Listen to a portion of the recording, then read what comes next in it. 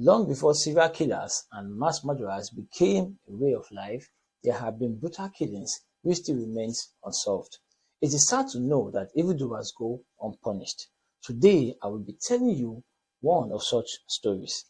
If you're joining me for the first time and you love the true, dark, and scary story, you have just found the right channel. Welcome to the Dark Past, where I'll be telling you one or two stories every week. So please do sit back, relax, and enjoy today's story.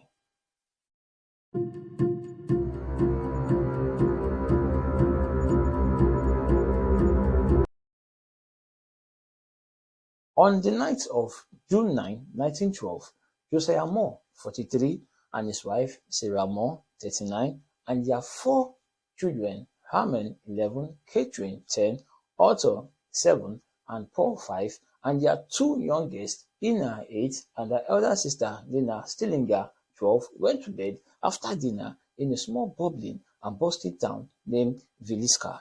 On the morning of June 10, 1912, at about 5 a.m., Mary Peckham, the Moore's next-door neighbor, stepped onto her yard to hang laundries. At around 7 a.m., she noticed that the Moores hadn't been outside to do their chores and the house seemed unusually still. Between 7 and 8 a.m., Mary Peckham approached the house, knocked on the door, and when no one responded, she tried to open the door only to find that it was locked from the inside. After letting out the Moore's chicken, she placed the call to Josiah's brother, Ross Moore. Upon Ross's arrival, he attempted to look in the bedroom window and then knocked on the door and shouted, trying to get the attention of someone in the house. When that failed, he produced his keys and found one that could open the door.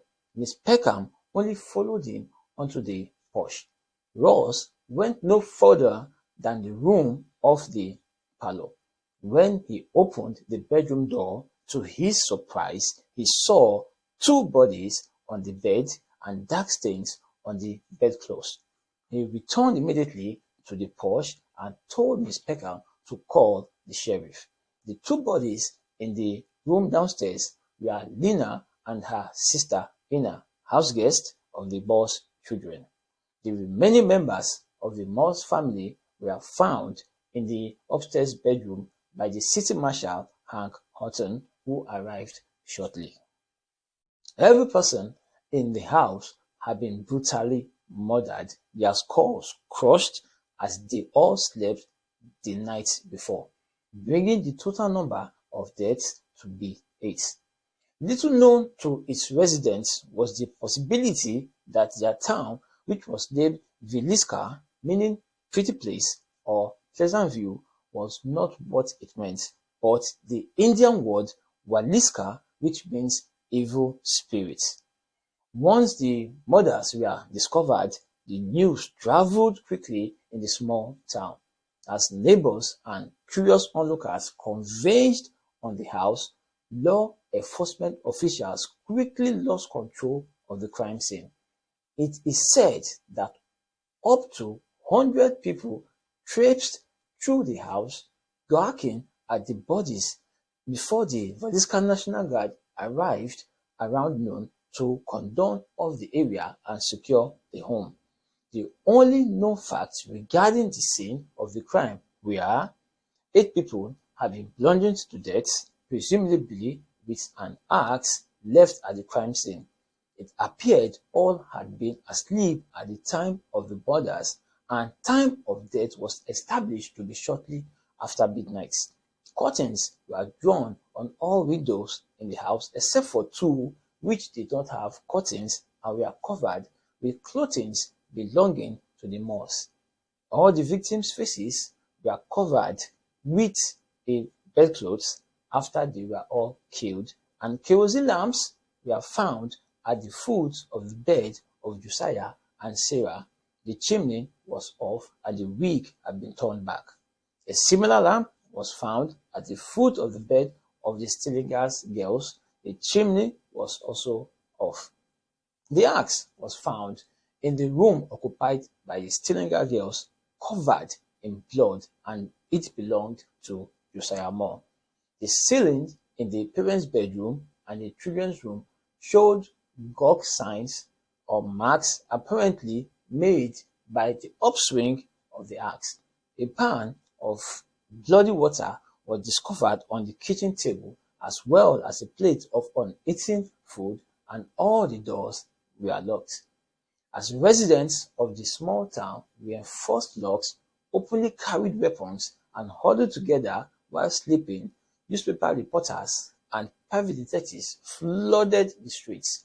Accusations and suspicions ran rampant among friends and families. Bloodhounds were brought in. Law enforcement agencies from neighboring counties and states joined forces. Hundreds of interviews filled thousands of pages, and yet the murders remained unsolved and the murderer unpunished till date. While every suspect and lead eventually turned into a dead end, the story of the Valiska house didn't stop there. The residual hauntings, whether understood as the actual spirits or the victims of the symbolic trauma or an unsolved tragedy, goes on and on. While several of the Valiska's historic building has been demolished, the Axe Murder House, as it is known, has been placed on the National Registry of Historic Buildings. The house has changed hands a few times over the past 100 years, and the reported ghost encounters just keep accumulating.